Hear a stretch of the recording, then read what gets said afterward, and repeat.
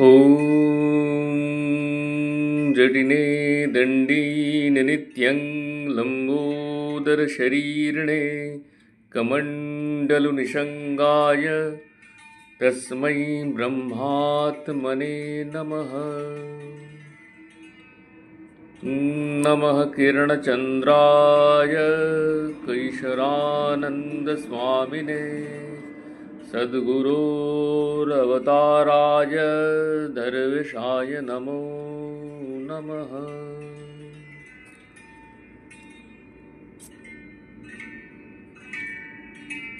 দরবেশ দরবার দ্বিতীয় খণ্ড,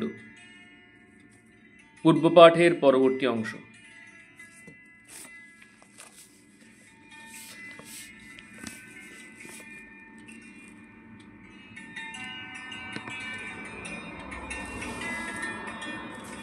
যোগী মহাপুরুষদের অন্য একটি ক্ষমতার কথা প্রায় স্বতঃসিদ্ধের মতোই মনে আসে।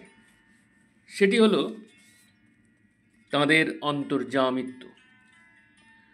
দরবেশজি যে অন্তর্যামী ছিলেন তাঁর অজস্র উদাহরণ তাঁর আশ্রিতজনেরা নিজ নিজ অভিজ্ঞতায় জেনে সাক্ষ্য দিতে পারেন ও দিয়ে থাকেন। এরকম গোটা কয়েক কাহিনী অভিনবত্বের জন্য মনে বেশ দাগ কাটে বলে বর্ণনা করা হচ্ছে। কাহিনীর আগে একটু ভূমিকার প্রয়োজন আছে। 1333 সালেই প্রথম কাশীতে দরবেশজির আশ্রমে গোসাইজির জন্মোৎসব শুরু হয়। এরই কয়েক বছরের মধ্যে একবার উৎসবে সুরেন্দ্র বিশ্বাস যোগ দিয়েছিলেন এবং তিনি অনেকের সাক্ষাতে দরবেশজির অনুমতি নিয়ে তাঁকে দুটি প্রশ্ন করেছিলেন। প্রথম প্রশ্নটি ঠিক প্রাসঙ্গিক না হলেও বড় সুন্দর,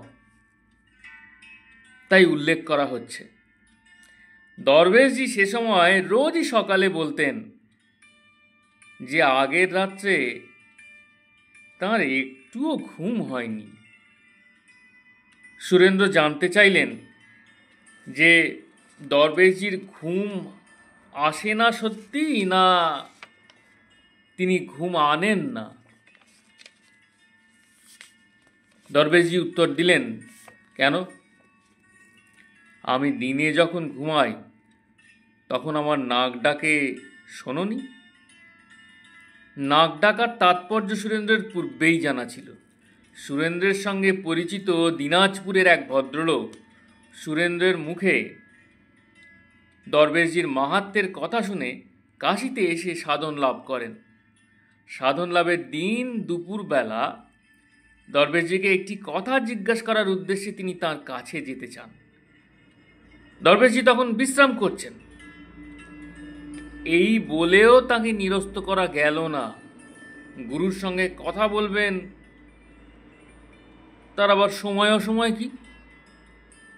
সোজা দরবেশজির ঘরের সামনে গিয়ে পৌঁছাতে ভদ্রলোক দেখেন যে দরবেশজি মেঝেতে কম্বল বিছিয়ে ঘুমোচ্ছেন এবং তাঁর বেশ নাসিকাধ্বনি হচ্ছে। তিনি ভাবলেন যে মহাপুরুষেরা রাত্রেই ঘুমন না, আর ইনি এই দিনের বেলায় নাক ডাকিয়ে ঘুমোচ্ছেন। ইনি মহাপুরুষ হতেই পারেন না।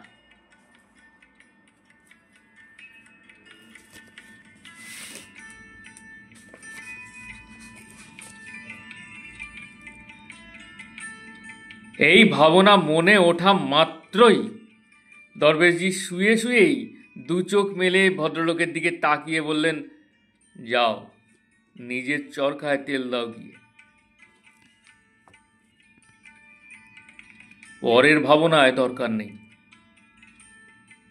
দরবেশজির ঘুম ও নাসিকার ধ্বনি যে কি জাতের এবং মনের ভাবনা যে তার অজ্ঞাত থাকে না, এটা বুঝতে পেরে নতুন সাধন পাওয়া শিষ্যটির সংশয় দূর হল। তাঁর কাছেই সুরেন্দ্র এই কাহিনী জেনেছিলেন। তাই দরবেশজির নাক ডাকার সাক্ষ্য শুনেও তিনি তাঁর প্রশ্নের মীমাংসা হলো বলে মেনে নিলেন না।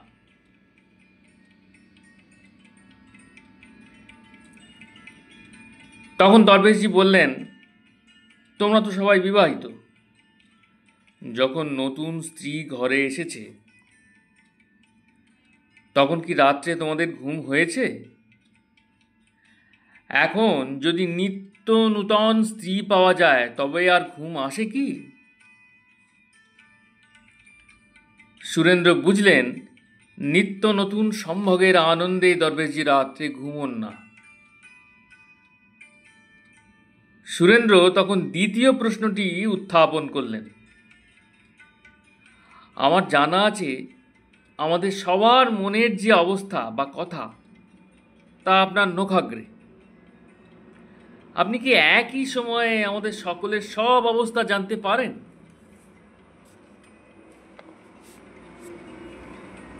দরবেশজি উত্তর দিলেন, বেশ শক্ত প্রশ্ন। না, একসঙ্গে সব আমি এখনো জানতে পারি না। যখন যার বিষয় মনে করি তখনই তার অবস্থা জানতে পারি।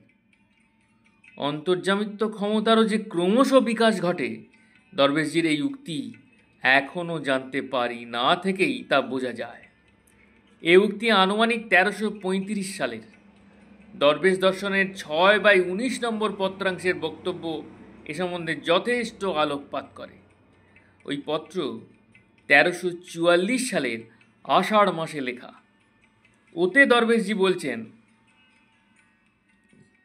আমার ছেলেরা যদি সকলে প্রত্যহ মাত্র 5 মিনিট করিয়া নাম করে এবং সদাচার প্রতিপালন করে তবে আমাকে সুদীর্ঘজীবী করিয়া তুলিতে পারে।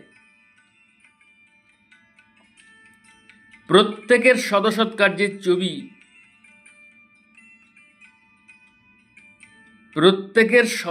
কার্যের ছবি তৎক্ষণাৎ বায়োস্কোপের ফিল্মের মতো আসিয়া চোখের সামনে পড়ে এবং একবার এমন ভয়ানক দৃশ্য চোখে পড়ে যে আমার অনেকখানি রক্ত জল হইয়া যায়।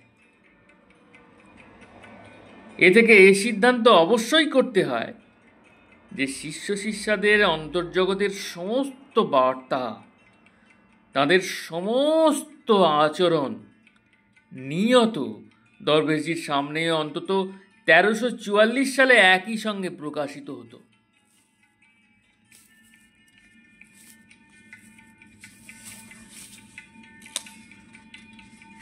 একটু আগে যে ভূমিকা দেওয়া গেল তার উদ্দেশ্য হলো যে গোসাইজিকে দরবেশজি যে ত্রিকালজ্ঞ ভগবান বলে ব্যক্ত করেছেন নিজেকে কখনো সেইভাবে প্রকাশ করেননি।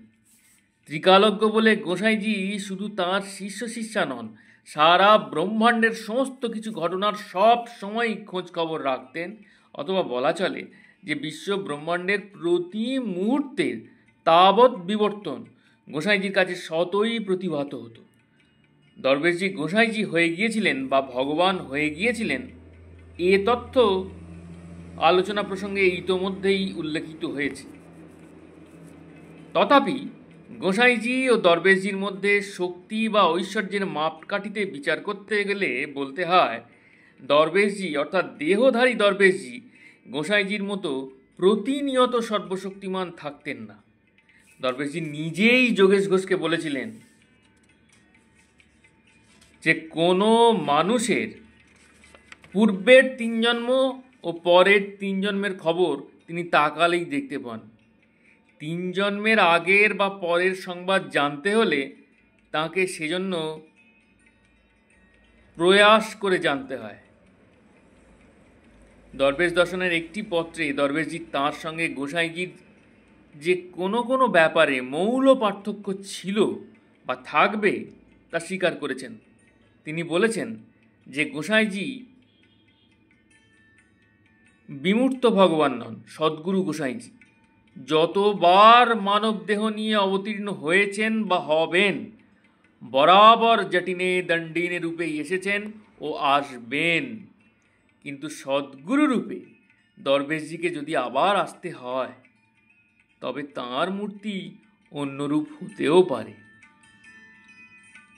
দরবেশজি আবার নরদেহ ধারণ করে নরলীলায় তাঁর এ জীবনের প্রকাশিত রূপেই আবার প্রকাশিত যে না হতে পারেন তা নয়, তবে গোসাইজির মতো রূপের পরিবর্তন ঘটবে না এমন কোনো নিশ্চয়তা নেই। শক্তির বা ঐশ্বর্যের বেলায়ও সেই একই কথা। দরবেশজি ইচ্ছা করলে ত্রিকালজ্ঞ বলতে যা বোঝায় তা তাঁর মর্ত জীবনেই হতে পারতেন, কিন্তু গোসাইজি যে অর্থে ত্রিকালজ্ঞ ছিলেন সে অর্থে নয়। অর্থাৎ দরবেশজির ক্ষেত্রে এ ঐশ্বর্য আয়াস বা প্রয়াস সাধ্য ছিল, গোসাইজির ওটা স্বতঃসিদ্ধ ছিল। তত্ত্বের এই আলোচনা বিস্তৃত না করে এবারে তথ্যের স্নিগ্ধতায় অবগাহন করা যাক। প্রথম কাহিনীটি পুরুলিয়া জেলার রামচন্দ্রপুর গ্রামের নিবারণ চক্রবর্তীর কাছে শোনা।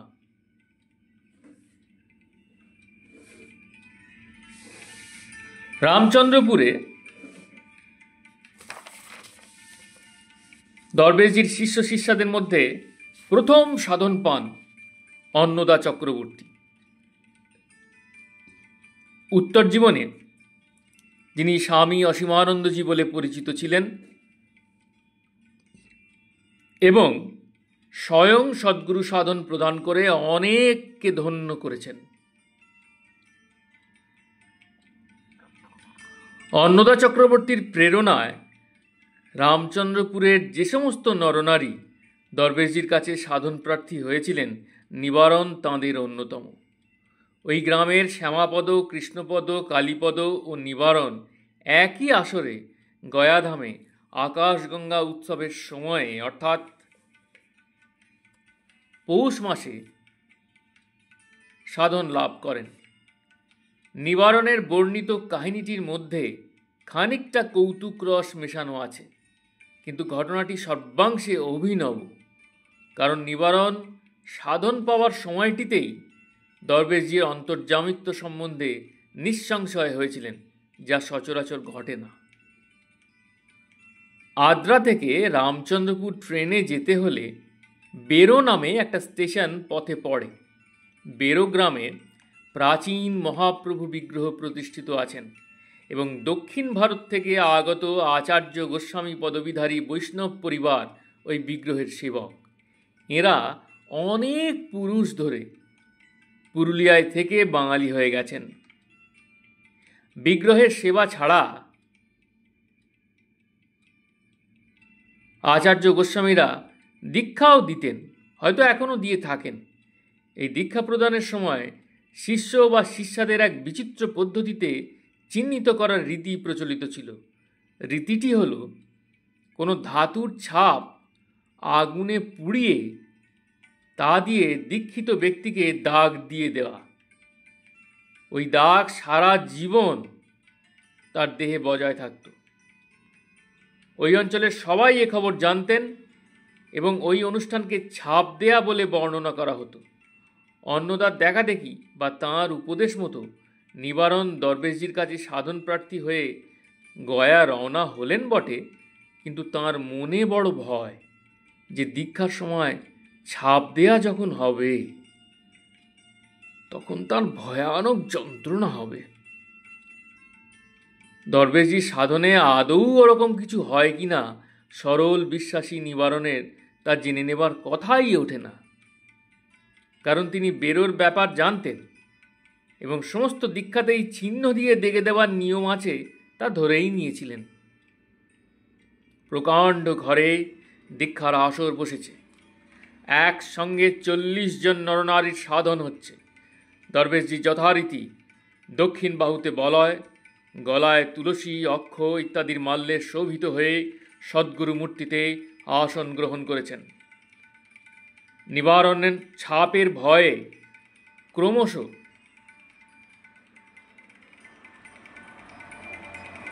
আতঙ্কে পরিণত হচ্ছে। দীক্ষার্থীরা আসন গ্রহণ করলে ঘরের দরজা বন্ধ করে দেওয়ার হুকুম হলো। নিবারণ ভয়ে ভয়ে দরজার কাছেই বসে পড়েছিলেন। দরজা বন্ধ করে দিতে তাঁর আর সন্দেহ রইল না যে এইবার ছাপ দেবার অনুষ্ঠান শুরু হবে।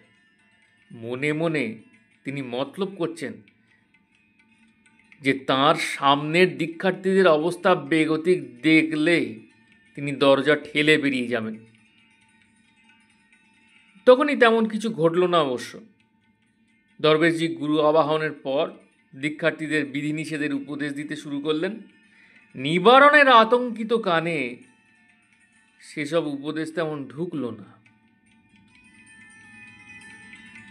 একটু পরেই দরবেশজি দীক্ষামন্ত্র উচ্চারণ করে বললেন যে চোখ বন্ধ করে প্রণালী মতো ওই নাম জপ করতে হবে।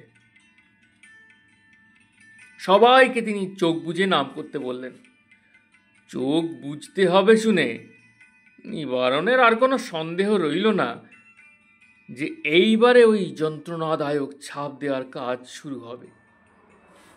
তিনি মাঝে মাঝে চোখ খুলে সামনের দিকে কি ঘটছে তা দেখে নিতে লাগলেন এবং দরজার দিকে আরও সরে গিয়ে ঘর থেকে বেরিয়ে যাওয়ার তোড়জোড় করতে লাগলেন। ইতোমধ্যে দরবেশজি প্রাণায়াম করে সবাইকে সেইভাবে তাঁর সঙ্গে প্রাণায়াম করার নির্দেশ দিলেন। দীক্ষার্থী মহিলারা একই ঘরে আলাদা অংশে বসেছিলেন এবং পুরুষ ও মহিলাদের সীমানার বরাবর কাপড় দিয়ে আড়াল করা ছিল। প্রাণায়াম শুরু হতে মহিলাদের দিকে হঠাৎ কান্নার শব্দ শোনা গেল।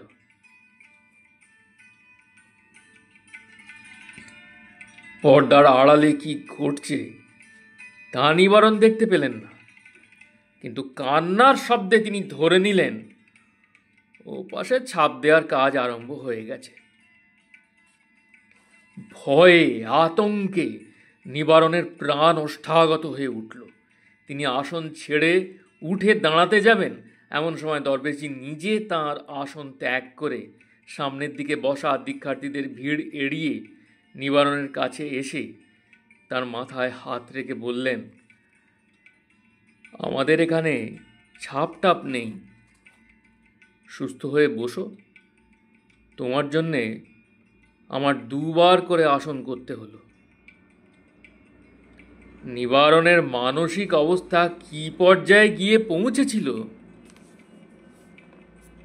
তা দরবেশজির এই আসন ছেড়ে আসার ঘটনার মধ্যেই বেশ বোঝা যায়। সাধনের অনুষ্ঠান সমাপ্ত না হওয়া পর্যন্ত তিনি আসন কখনোই ত্যাগ করতেন না। নিবারণকে আশ্বস্ত করে তিনি আবার আসনে গিয়ে প্রাণায়াম দেখাতে বসে গেলেন।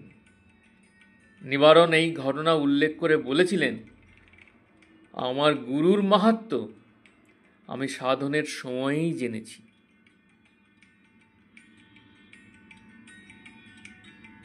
জয় গুরু, জয় গুরু, জয় গুরু। প্রণাম।